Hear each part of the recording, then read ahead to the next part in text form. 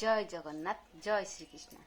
सांग मैंने आमर तो द्वादश अध्याय सरीगला एवं त्रयोदश अध्याय आरंभ हम त्रयोदश अध्याय आरंभ कौन ना प्रकृति पुरुष विवेक जोग अर्जुन उवाच कौन ना एटी अर्जुन श्रीकृष्ण को कौन कहते कौन ना प्रकृति पुरुषम चैव क्षेत्रम क्षेत्रज्ञमेव च एतद् वेदी तुमिच्छामि ज्ञानम ज्ञेय च केशव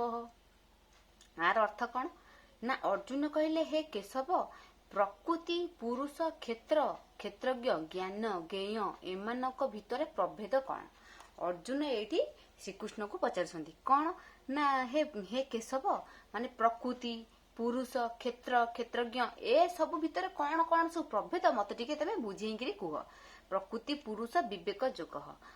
आहे केशव दया करी कहतु संदेह निबारी जेउ संदेह मो मनरे पुछई तब चरण रे प्रकृति पुरुष मध्य क्षेत्र क्षेत्रज्ञ प्रभेद रे पूर्वे जे ज्ञान ज्ञेय भेद बुझाई कह ए संवाद मते ए सब टिके तुमे बुझेइकरी कुह जय जगन्नाथ।